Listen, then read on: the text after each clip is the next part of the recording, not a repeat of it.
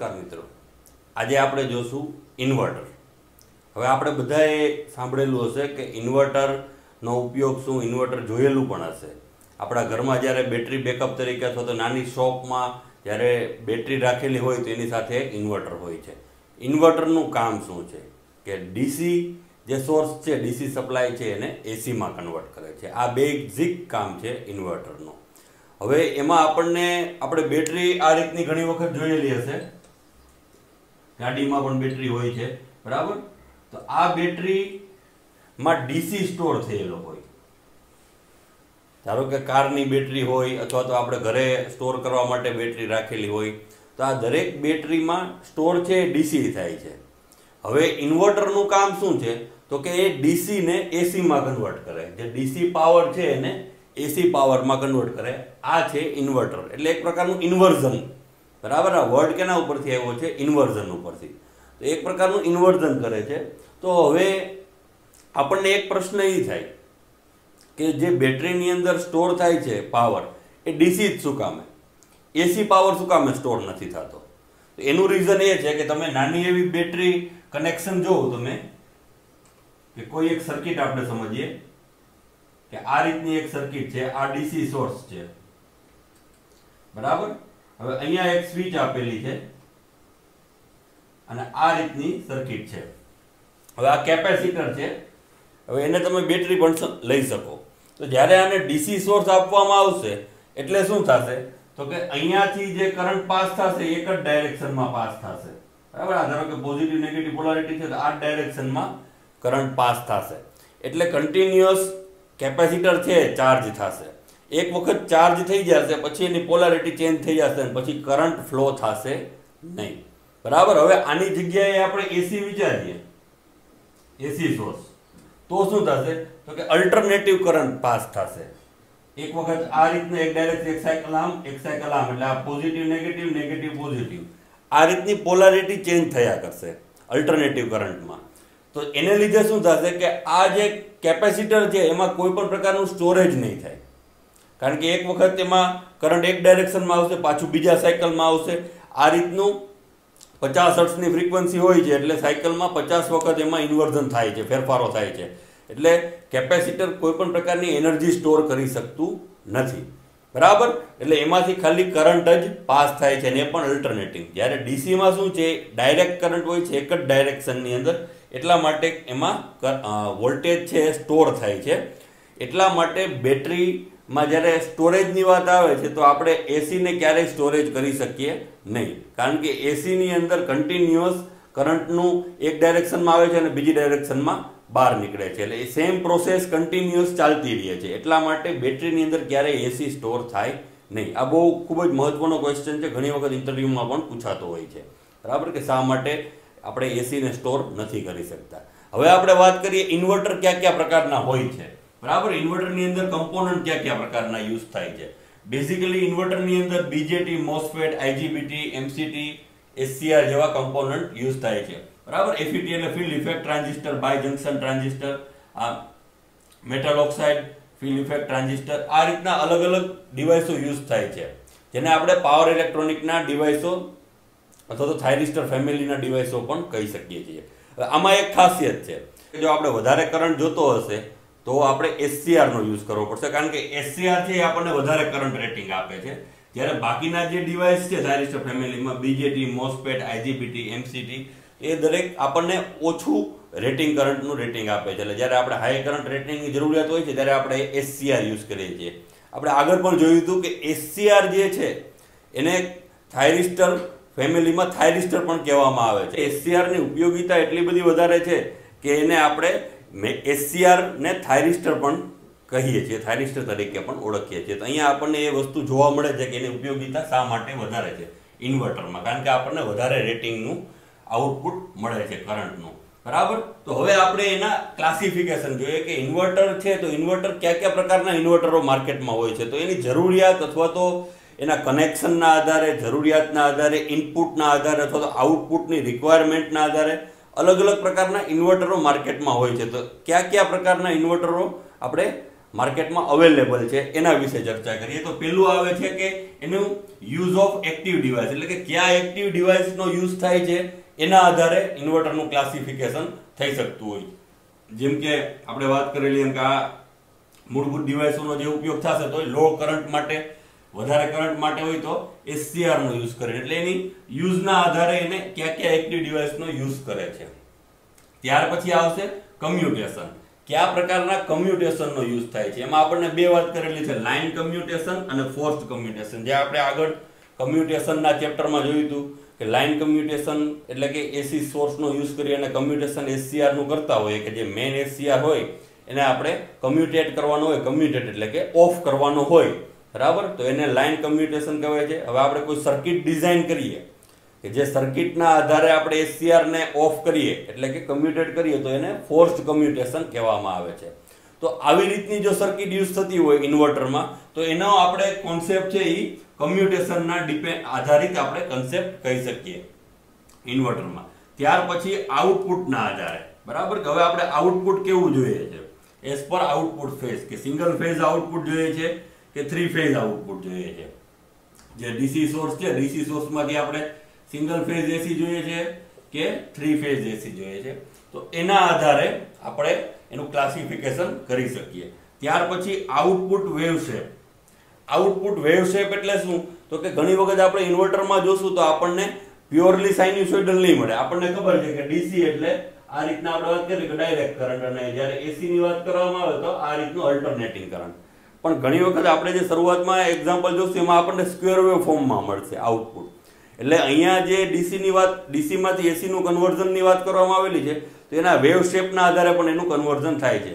જેમ કે ઘણી વખત ઓછા વોલ્ટેજની જરૂરિયાત હોય, બરાબર, તો આપણે કન્વર્ઝન છે એ સ્ક્વેર વેવમાં કન્વર્ઝન લઈ અને આઉટપુટ આપવામાં આવે છે. જો આપણે હાઈ વોલ્ટેજની જરૂરિયાત હોય છે તો જ એને સાઇન્યુસોઇડલમાં કન્વર્ટ કરવામાં આવે છે, કારણ કે સાઇન્યુસોઇડલમાં કન્વર્ટ કરવા માટે એટ ધ એન્ડ વધારે ડિવાઇસની જરૂર હોય છે અને પર્ટિક્યુલર ઇન્વર્ટરની કોસ્ટ પણ વધી જતી હોય છે. તો આ વસ્તુ ના થાય એના માટે આપણે એને ડિવાઈડ કરી દીધું છે એના વેવ શેપના આધારે, કે જો આપણે ઓછા વોલ્ટેજનો જરૂરિયાત હશે તો આપણે એને નોન સાઇન્યુસોઇડલ આઉટપુટ તરીકે સ્વીકારશું, અને વધારે વોલ્ટેજની જો આપણે જરૂરિયાત હશે તો આપણે સાઇન્યુસોઇડલ વેવ તરીકે સ્વીકારશું. તો આપણને આઉટપુટ વેવ શેપના આધારે જે આઉટપુટ મળે છે એને આપણે એનું ક્લાસિફિકેશનમાં કન્વર્ઝન કરી લીધું છે, કે જે સ્ક્વેર વેવ ફોર્મમાં મળશે તેને નોન સાઇન્યુસોઇડલ વેવ કહેશું, જે આપણને ઓછા વોલ્ટેજ આપશે. એટલે એટ ધ એન્ડ અહીંયા જે આપણને વોલ્ટેજ મળશે એ કેવા વોલ્ટેજ હશે, લો વોલ્ટેજ હશે, અને અહીંયા જે વોલ્ટેજ મળશે એ હાઈ વોલ્ટેજ હશે. હવે આપણે જોઈએ કે કનેક્શનના આધારે, તો કનેક્શનના આધારે આપણે કઈ રીતના જે લોડ છે એને મેઇન SCR જે છે એની સાથે કઈ રીતના કનેક્ટ કરીએ છીએ, કારણ કે એના આધારે જ એનું જે કન્વર્ઝન છે ડિઝાઇન સર્કિટની એના ઉપરથી એનું નામ થશે. એટલે કે ધારો કે આપણે લોડને સિરીઝમાં રાખેલો છે, જે રેઝોનન્ટ સર્કિટ છે એ સિરીઝમાં હશે તો એને સિરીઝ ઇન્વર્ટર તરીકે આપણે ઓળખશું. જો એને આપણે પેરેલલમાં રાખેલી હશે મેઇન SCR ના તો પેરેલલ ઇન્વર્ટર તરીકે રાખશું, બરાબર, અને બ્રિજ રીતનું ડિઝાઇન કરેલું હશે તો આપણે એને બ્રિજ ઇન્વર્ટર કહેશું. તો એ રીતના અહીંયા સિરીઝ, પેરેલલ અને બ્રિજ કનેક્શન ડિઝાઇન કરેલા છે. હવે ત્યાર પછી વાત કરેલી છે સોર્સના આધારે, બરાબર, ઇનપુટ સોર્સના આધારે. એટલે એમાં બે વાત કરેલી છે, VSI એટલે કે વોલ્ટેજ સોર્સ ઇન્વર્ટર, અને બીજું છે CSI એટલે કે કરંટ સોર્સ ઇન્વર્ટર.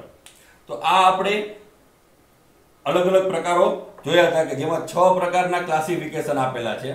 તો 6 પ્રકારના ક્લાસિફિકેશનમાં આપણે અત્યારે જોવાનું છે એના કનેક્શનના આધારે જે ઇન્વર્ટરનું ક્લાસિફિકેશન થાય છે એની આપણે ખાસ ચર્ચા અહીંયા આ ચેપ્ટરમાં કરશું, કે કયા પ્રકારના કનેક્શન એટલે કે સિરીઝ કનેક્શનમાં ઇન્વર્ટર કઈ રીતના વર્ક કરે છે, પેરેલલમાં અને બ્રિજમાં, કે આપણને આઉટપુટ કઈ રીતના આપે છે. તો એ આધારે આપણે અહીંયા આગળ જોશું, બરાબર. તો અહીંયા આપણને આ બેઝિક સર્કિટ આપેલી છે. હવે બેઝિક સર્કિટ શું છે, તો કે આ સેમ્પલ સર્કિટ છે કે જેની અંદર આપણે એક બેટરીનો યુઝ કર્યો છે, એક સ્વિચ રાખેલી છે, સપોઝ આ સ્વિચને આપણે S કહીએ, અને એક સેન્ટર ટેપિંગ ટ્રાન્સફોર્મર રાખેલું છે. હવે આપણે આનું કનેક્શન ક્યું કરેલું છે, તો કે આ પ્રાઇમરી છે, બરાબર, આ પ્રાઇમરી અને આ સેકન્ડરી. એટલે કે પ્રાઇમરીની અંદર જે કરંટ કરંટ ઇન્ડ્યુસ થશે સેકન્ડરીમાં ઇન્ડ્યુસ થશે, અહીંયાથી જે ફ્લો થશે એ ટ્રાન્સફોર્મરને લીધે સેકન્ડરીમાં ઇન્ડ્યુસ થશે, જે EMF પ્રોડ્યુસ થશે. તો હવે આપણે શું કરીએ છીએ કે પહેલા ડિફોલ્ટ કન્ડિશનમાં જે સ્વિચ છે એ બી સાથે જોડાયેલી છે એટલે ઓફ કન્ડિશનમાં છે. હવે આપણે એને એ સાથે જોડીએ છીએ. એ સાથે જોડશું એટલે જે ઉપરનું બ્રિજ છે હાફ બ્રિજ એમાં કરંટ પાસ થશે બરાબર, અને એ વોલ્ટેજ છે સેકન્ડરીમાં ઇન્ડ્યુસ થશે એટલે આપણને એક ડાયરેક્શનની અંદર લોડમાં કરંટ મળશે આઉટપુટમાં. હવે શું કરીએ છીએ તો કે સ્વિચની પોઝિશન આપણે ચેન્જ કરીએ છીએ, સી ઉપર લઈ જઈએ છીએ. તો સી ઉપર લઈ જશું એટલે પાછું નીચેના હાફ સર્કિટમાં હાફ વેવમાં કરંટ ફ્લો થશે અને EMF છે એ ઇન્ડ્યુસ થશે સેકન્ડરીમાં બરાબર. તો એને લીધે પાછો કરંટનો ફ્લો ચેન્જ થશે. જે લોડ તરફ કરંટ આવતો હશે તો એ કરંટની ડાયરેક્શન એમાં ચેન્જ થશે બરાબર. તો આને લીધે જે EMF ઇન્ડ્યુસ થાય છે તો EMF આપણને અલગ અલગ પોલારિટીનો મળશે. તો હવે ઇન્વર્ટર એટલે આ જ સર્કિટ છે કે આ સ્વિચની જગ્યાએ આપણે SCR યુઝ કરશું. તો આ રીતે આપણને અલગ અલગ ડાયરેક્શનમાં એટલે કે પ્લસ અને માઇનસ EMF ઇન્ડ્યુસ થાય છે. કારણ કે આપણે જે જરૂરિયાત છે એ શું છે તો કે DC ની ડાયરેક્શન ફિક્સ છે. હવે જો આપણે AC જોતું હોય તો આપણે શું કરવું પડે કે જે કનેક્શન છે તે કનેક્શન આપણે પ્લસ માઇનસ ચેન્જ કરતા રહેવા પડે બરાબર. એક વખત આ છેડો પ્લસ અને આ માઇનસ હોય તો પાછું આપણે આ પ્લસ ના માઇનસ એટલે આ રીતના આપણે કન્વર્ઝન કરતું રહેવું પડે. હવે આ મેન્યુઅલી શક્ય નથી કારણ કે જો આપણે 50 હર્ટ્ઝની વાત કરીએ સાયકલ દરમિયાન 50 વખત ચેન્જ થાય તો એ મેન્યુઅલી શક્ય નથી. એટલે એના માટે આપણે સરળ રસ્તો શું લઈએ છીએ કે સ્વિચિંગ કરીએ છીએ. સ્વિચિંગ કરશું એટલે શું થશે તો કે ઓટોમેટિકલી જે DC આવે છે એ એક વખત આ છેડો પ્લસ હશે આ માઇનસ હશે બરાબર. હવે ઇન્સ્ટન્ટલી આ પ્લસ થઈ જાય આ માઇનસ, એ રીતના આ પ્લસ અને આ માઇનસ. તો આ રીતના આપણે DC માંથી AC કન્વર્ઝન એટલે આટલું જ કરીએ છીએ કે જે ફિક્સ DC કરંટ પાસ થાય છે એને આપણે અલ્ટરનેટ કરી નાખીએ છીએ, એને ડાયરેક્શન ચેન્જ કરી નાખીએ છીએ. એટલે જે શરૂઆતના ફેઝમાં આપણને મળશે એ શું મળશે તો કે સ્ક્વેર વેવ નોન સાઇન્યુસોઇડલ, જે આપણે અહીંયા વાત થઈ હતી બરાબર, નોન સાઇન્યુસોઇડલ વોલ્ટેજ મળશે કે જે લો વોલ્ટેજ આપશે અને પછી આપણે હાઈ વોલ્ટેજ માટે એને સાઇન્યુસોઇડલમાં શેપિંગમાં કન્વર્ટ કરશું બરાબર. એટલે શેપિંગનો જે મહત્વ છે એ આપણને અહીંયા સમજાય છે કે ઇન્વર્ટરમાં બેઝિકલી શું થાય છે તો કે ખાલી સ્વિચની ડાયરેક્શન જ ચેન્જ કરવામાં આવે છે. અને પ્રેક્ટિકલી જ્યારે પ્રિન્સિપલની વાત કરીએ તો આના પ્રિન્સિપલમાં સ્વિચની જગ્યાએ SCR નો આપણે યુઝ કરીએ છીએ કે જે આપણને પ્રોપર સ્વિચિંગ આપે છે. તો આ રીતના આપણને DC માંથી AC આઉટપુટ મળે છે બરાબર. હવે જ્યારે આપણે અહીંયા વાત કરશું તો આપણે SCR ઇન્વર્ટરની જ વાત કરશું કે જેની મદદથી આપણને હાઈ વોલ્ટેજ મળી શકે. તો SCR ઇન્વર્ટરમાં કયા કયા પ્રકારો છે તો કે single phase series inverter, single phase parallel inverter અને સિંગલ ફેઝ બ્રિજ ઇન્વર્ટર. તો આ જે ત્રણ પ્રકારના ઇન્વર્ટર છે આપણે એની ચર્ચા કરશું કે કઈ રીતના આપણે DC માંથી AC માં કન્વર્ઝન કરીએ છીએ અને કઈ રીતના આપણને ઇન્વર્ટર મળે છે. ખૂબ ખૂબ આભાર.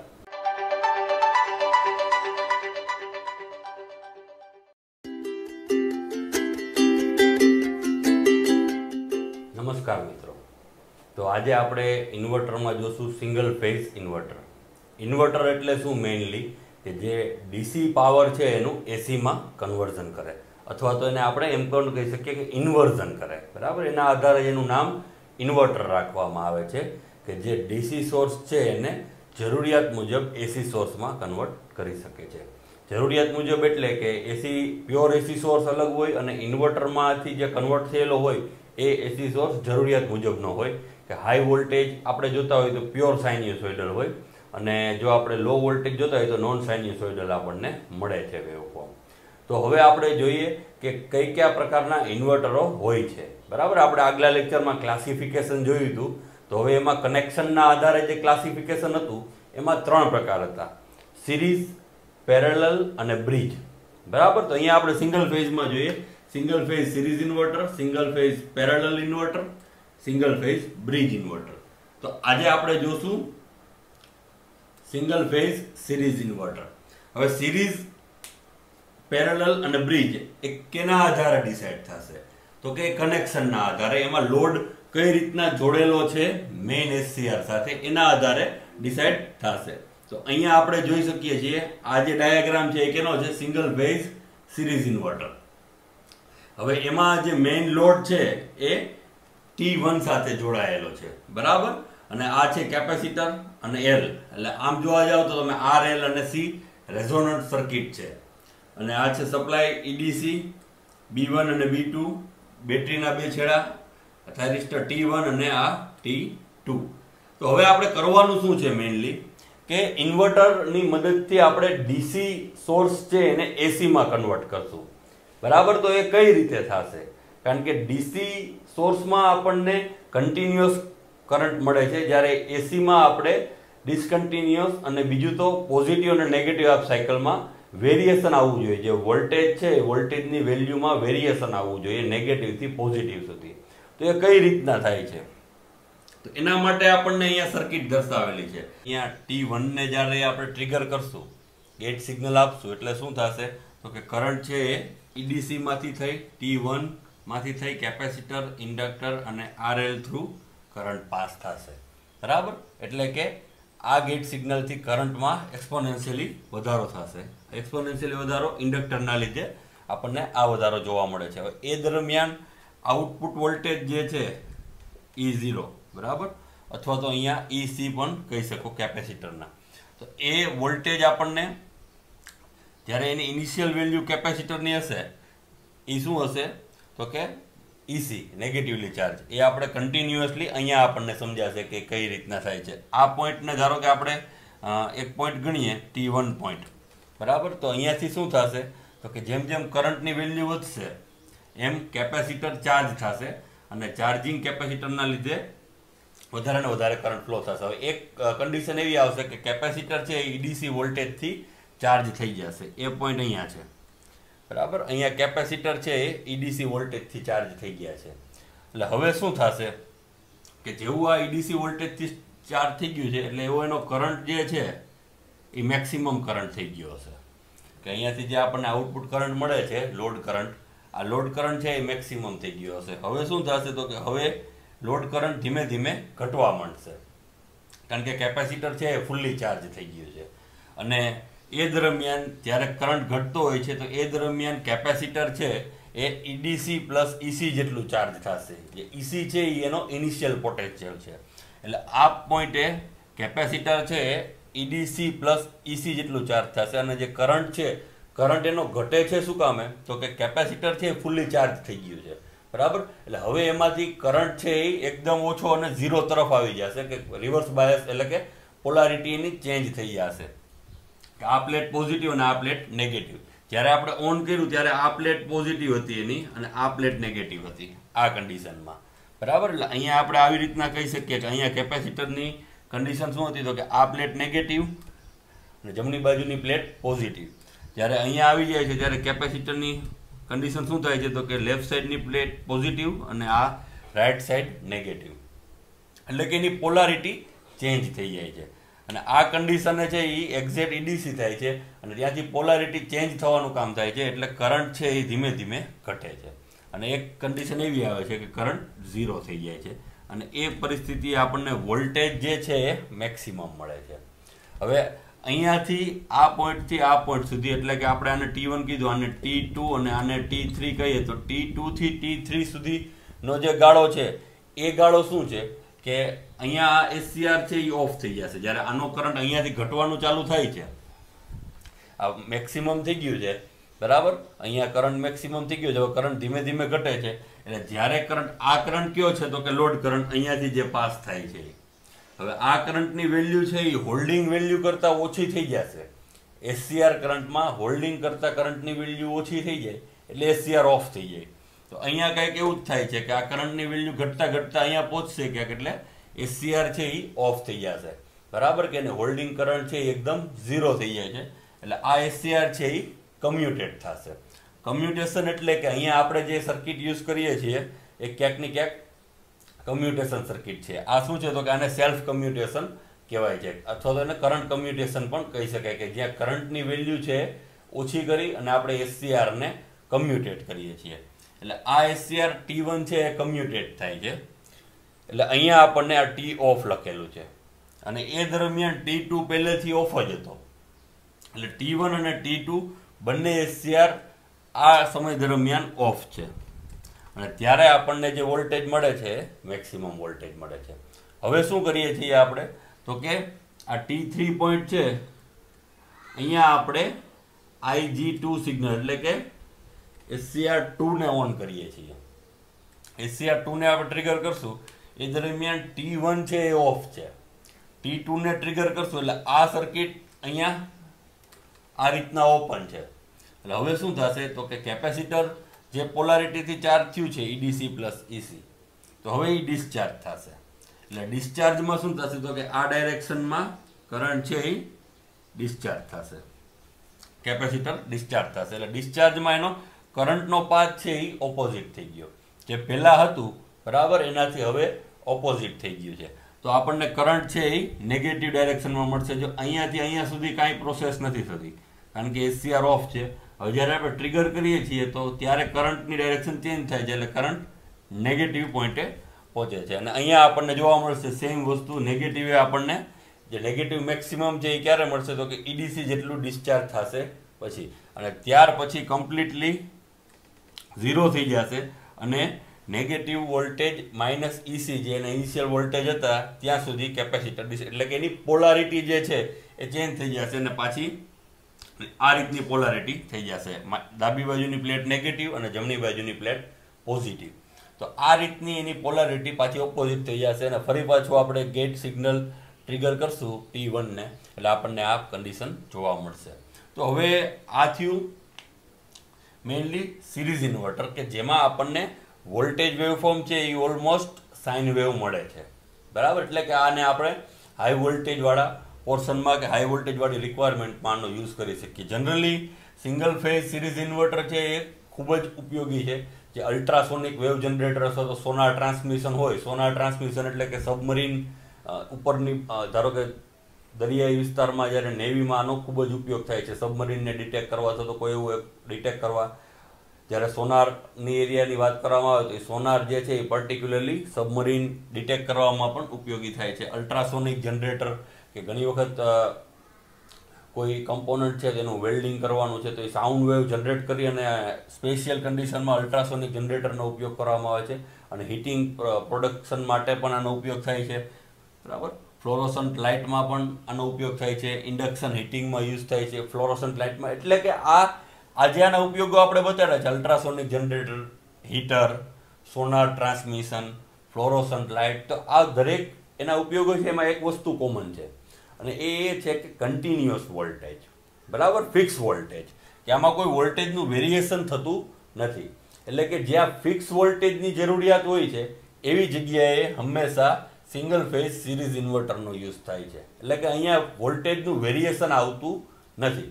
પણ અહીંયા ધ્યાન શું રાખવું પડે છે કે જે SCR T1 અને T2 છે તો એટ એ ટાઈમ બંને SCR ઓન ના થવા જોઈએ બરાબર, અધરવાઇઝ શોર્ટ સર્કિટ થઈ શકે છે. એટલે અહીંયા ખાસ એ ધ્યાન રાખવાનું છે. એટલે એનો આપણે ડિસએડવાન્ટેજ જો કાઉન્ટ કરવા હોય તો ડિસએડવાન્ટેજમાં આપણે એવું કાઉન્ટ કરી શકીએ કે બંને SCR એકસાથે ટ્રિગર થવા જોઈએ નહીં બરાબર. ભૂલથી પણ જો બંને SCR એકસાથે ટ્રિગર થશે તો શું થશે, સર્કિટ શોર્ટ સર્કિટ થઈ જાય. પછી ત્યાર પછી આપણે એના બીજા ડિસએડવાન્ટેજ જોઈએ કે જે ડ્યુરેશન છે ટર્ન ઓફનો એ ગાળો વધારે મોટો ના હોવો જોઈએ. એનાથી શું થશે, ડિસ્ટોરેશન આવશે અને કદાચ આપણને વેવફોર્મ છે એ કન્ટિન્યુઅસ ના મળે બરાબર. અને એ જ રીતે અહીંયા એ જ તકલીફ છે, કરંટના વેવફોર્મ છે એ કન્ટિન્યુઅસ નથી. એટલે કન્ટિન્યુઅસ નથી એટલે ઘણી વખત એમાં આપણને રિપલ જોવા મળે છે આઉટપુટમાં બરાબર. આઉટપુટમાં રિપલ મળવાનું કારણ શું છે કે કરંટના વેવફોર્મ છે એ કન્ટિન્યુઅસ નથી. ટર્ન ઓફ ગાળા દરમિયાન આપણને કોઈ પણ પ્રકારના પોઝિટિવ કે નેગેટિવ વેવફોર્મ મળતા નથી. એટલે આઉટપુટમાં રિપલ આવવાનું શક્યતા રહે છે. એટલે આ બધા એના ડિસએડવાન્ટેજ છે.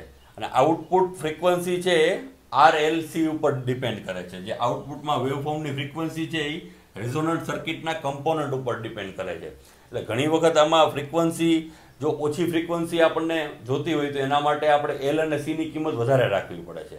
હવે L અને C એટલે કે ઇન્ડક્ટર અને કેપેસિટરની કિંમત તમે વધારે રાખો એટલે શું થશે કે જે એનું વેઇટ છે એ વધી જશે, વોલ્યુમ વધી જશે અને એટ ધ એન્ડ એની કોસ્ટ વધી જશે. તો આ બધી વસ્તુને આપણે ધ્યાનમાં રાખીએ તો જેનો મેઇન ડિસએડવાન્ટેજ છે એક તો કોસ્ટ, કે જ્યારે આપણે લો ફ્રીક્વન્સી જોતી હોય એ પરિસ્થિતિમાં આપણને જે સિંગલ ફેઝ સિરીઝ ઇન્વર્ટર છે એ ખૂબ જ મોંઘું પડે છે. કારણ કે ઇન્ડક્ટર અને કેપેસિટર મોટી સાઇઝના લેવા પડે છે અને મોટી સાઇઝ એટલે કે જ્યારે એનું વોલ્યુમ વધારે હશે, સાઇઝ વધારે હશે એટલે એના માટેનું એરેન્જમેન્ટ છે એ પણ ચેન્જ થઈ જશે. એટલે આ એક એની મર્યાદા પણ કહી શકીએ અને લિમિટેશન પણ કહી શકીએ. એટલે આટલી વસ્તુઓ આપણે એની લિમિટેશનમાં છે કે એક તો એની ફ્રીક્વન્સીને જ્યારે આપણે ઓછી જોતી હોય તો ત્યારે આપણે RLCની એલ અને સીની કિંમત વધારવી પડે છે અને ટોટલી ડિપેન્ડ RLC ઉપર જ આની ફ્રીક્વન્સી હોય છે, એટલે બીજો કોઈ રસ્તો નથી. અને ખાસ T1 અને T2નું સ્વિચિંગ ધ્યાન રાખવું પડે છે, એ એકસાથે સ્વિચિંગ થવું જોઈએ નહીં, બાકી છે જે પર્ટિક્યુલર સર્કિટ છે એ શોર્ટ થઈ શકે છે. તો આટલી વસ્તુ આપણે આની ધ્યાન રાખવી પડે છે. બાકી ખૂબ જ ઉપયોગી છે. એની ફ્રીક્વન્સીની આઉટપુટ વોલ્ટેજ છે એ સાઇન્યુસોઇડલ મળે છે અને એની ફ્રીક્વન્સીની રેન્જ 250 હર્ટ્ઝથી 100 કિલો હર્ટ્ઝ સુધીની છે, એટલે ખૂબ જ સારી ફ્રીક્વન્સી રેન્જમાં આપણને હાઈ વોલ્ટેજ મળી રહે છે અને આનો ઉપયોગ પણ ખૂબ જ વધારે છે. તો આ હતું સિંગલ ફેઝ સિરીઝ ઇન્વર્ટર. ખૂબ ખૂબ આભાર.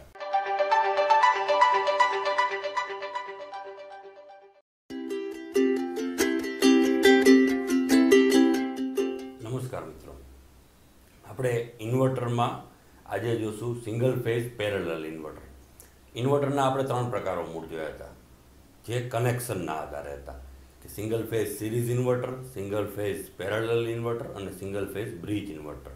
તો આજે એમાંનો આપણો એક પ્રકાર જે છે સિંગલ ફેઝ પેરેલલ ઇન્વર્ટર, એના વિશે આપણે જોઈશું. ઇન્વર્ટરનું બેઝિક કામ ડીસી પાવરનું એસીમાં કન્વર્ઝન, કે જે ડાયરેક્ટ કરંટ છે, ડાયરેક્ટ કરંટને આપણે કોઈ પણ સર્કિટ વગર જો એસીમાં ફેરવવો હોય તો આપણે કન્ટિન્યુઅસ મેન્યુઅલી સ્વિચિંગ કરી શકીએ નહીં, કારણ કે એમાં અલ્ટરનેટ કરવું પડે છે. દરેક જે ડિવાઇસ છે લોડ એની એક્રોસ પોલારિટી ચેન્જ થતી હોય છે એસીમાં, તો એ મેન્યુઅલી પોસિબલ નથી. તો એના માટે આપણે એક સ્વિચિંગ સર્કિટ ડિઝાઇન કરીએ કે જે કન્ટિન્યુઅસલી આપણને ઓન ઓફ થાય અને પોલારિટી પોઝિટિવ અને નેગેટિવ થાય એ રીતનું આઉટપુટ આપે, એટલે ડીસીમાંથી એસીનું કન્વર્ઝન શક્ય થાય.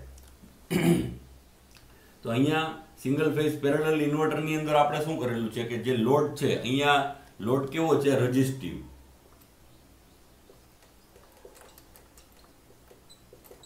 આ રેઝિસ્ટિવ લોડની વાત કરેલી છે. તો રેઝિસ્ટિવ લોડ છે એ સેકન્ડરીમાં રાખેલું છે. આ સર્કિટનું સેકન્ડરી છે અને આ છે સર્કિટનું પ્રાઇમરી, બરાબર. એટલે આ ટ્રાન્સફોર્મર આપણે રાખેલું છે. અહીંયા ટ્રાન્સફોર્મર સેન્ટર ટેપ ટ્રાન્સફોર્મર લીધેલું છે. ત્યાર પછી 2 ડાયોડ ટ્રાન્ઝિસ્ટર T1 અને T2 બે રાખેલા છે. કેપેસિટર C છે એ લોડની એક્રોસ રાખેલું છે, એટલા માટે જ આને પેરેલલ ઇન્વર્ટર કહેવાય છે, બરાબર. અને ઇન્ડક્ટર રાખેલું છે કે જે મેઇનલી કેપેસિટર જે ડિસ્ચાર્જ થશે સોર્સ થ્રુ, તો એને ડાયરેક્ટ ડિસ્ચાર્જ થવા દેશે નહીં, બરાબર. એક્સપોનેન્શિયલી એટલે કે કરંટનો ઓપોઝ કરશે અને એક્સપોનેન્શિયલી જે કેપેસિટર છે એ સોર્સ થ્રુ ડિસ્ચાર્જ થશે. તો આ ઇન્ડક્ટરનું કામ છે. અને કેપેસિટરનું મેઇન કામ શું છે તો કે ફોર્સ્ડ કમ્યુટેશનનું. અહીંયા આપણે મેઇનલી ફોર્સ કમ્યુટેશનનો યુઝ કરીએ છીએ. અને કેપેસિટર જે છે એ કેપેસિટર આ બંને SCRની એક્રોસ આવશે. એક વખત T1ની એક્રોસ આવશે અને એક વખત T2ની એક્રોસ આવશે. તો એ રીતના કેપેસિટર છે SCRને ઓફ કરશે. એટલે એક્રોસ આવે છે એનો મતલબ કે વોલ્ટેજ કમ્યુટેશન થાય છે. આપણે કમ્યુટેશનમાં જોયું હતું કે એના 2 પ્રકાર છે, કરંટ કમ્યુટેશન અને વોલ્ટેજ કમ્યુટેશન. આપણે જ્યારે સિરીઝ ઇન્વર્ટરમાં જોયું હતું તેમાં કરંટ કમ્યુટેશનથી SCRને ઓફ કરવામાં આવતું હતું. અહીંયા જે કમ્યુટેશનની મેથડ યુઝ થાય છે ફોર્સ્ડ કમ્યુટેશનમાં વોલ્ટેજ કમ્યુટેશન યુઝ થાય છે, કે જે કેપેસિટરના વોલ્ટેજ છે T1ની એક્રોસ આવી જાય છે. તો આ રીતે આપણે મેઇન SCR જે છે એને આપણે કમ્યુટેટ કરી શકીએ છીએ. અહીંયા ફોર્સ કમ્યુટેશનની સર્કિટ એકદમ સિમ્પલ છે. ખાલી કેપેસિટર છે એ આપણે એક્રોસ રાખેલું છે સેન્ટર ટેપમાં. હવે આ કઈ રીતે વર્ક કરે છે એ આપણે જોઈએ. ધારો કે શરૂઆતમાં EDC સપ્લાય વોલ્ટેજ છે. હવે T1 ને આપણે ઓન કરીએ છીએ એટલે કે અહીંયા આવી જાય વેવ ફોર્મમાં, બરાબર. આ છે T1 અને IG1, આ ગેટ સિગ્નલ આપણે અહીંયા આપીએ છીએ IG1.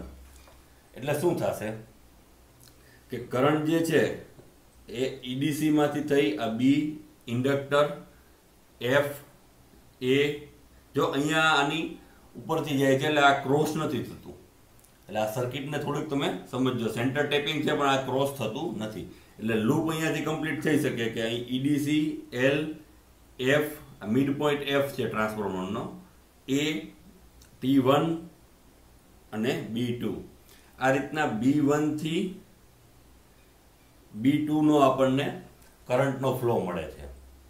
તો હવે એમાં થશે શું એ થી એફ સુધી અહીંયાથી અહીંયા સુધી ઈડીસી વોલ્ટેજ ઇન્ડ્યુસ થશે, કારણ કે અહીંયા ઈડીસી વોલ્ટેજ આપીએ છીએ એટલે એ થી એફ સુધી ઈડીસી વોલ્ટેજ ઇન્ડ્યુસ થશે. હવે આ સેન્ટર ટેપ ટ્રાન્સફોર્મર છે. પ્રાઇમરીના એક હાફ સાયકલમાં હાફ ભાગમાં જો ઈડીસી વોલ્ટેજ ઇન્ડ્યુસ થતા હોય તો બીજા જે હાફ ટ્રાન્સફોર્મર છે એમાં આ વોલ્ટેજ ઇન્ડ્યુસ થશે અને આ પણ આપણને ઈડીસી વોલ્ટેજ મળશે, એટલે કે એફ અને ઈ ની વચ્ચે. એટલે ટોટલ જે કેપેસિટરની એક્રોસ વોલ્ટેજ મળશે એ કેટલા મળશે? 2 ઈડીસી.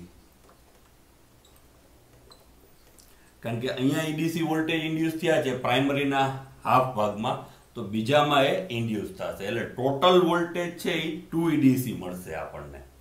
તો કેપેસિટરની એક્રોસ ટોટલ વોલ્ટેજ 2 ઈડીસી થયા અને જમણી બાજુની જે પ્લેટ છે એ પોઝિટિવ થશે.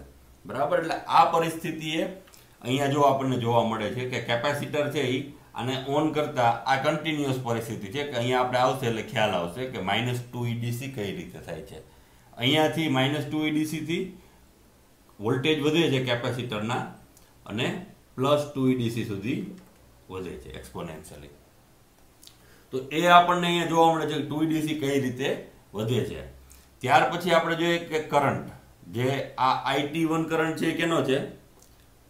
જ્યારે આપણે આને ઓન કરીએ છીએ ત્યારે આપણને જે કરંટ મળે છે એ ડાયરેક્ટ એક્સપોનેન્શિયલી કરંટ મળે છે, કારણ કે અહીંયા બીજું કોઈ કેપેસિટર છે નહીં, ડાયરેક્ટ કરંટ જ આવી જાય છે એટલે આપણને પ્યોર સ્ક્વેર વેવ મળે છે. હવે થશે શું કે હવે જ્યાં સુધી આપણે બીજું SCR ઓન નહીં કરીએ એટલે કે આ સમયગાળો જે છે આ સમયગાળો આપણે સર્કિટની રિક્વાયરમેન્ટ પ્રમાણે આપણે ચેન્જ કરી શકીએ છીએ. એટલે આટલા ગાળા માટે આપણે કંઈ કરતા નથી.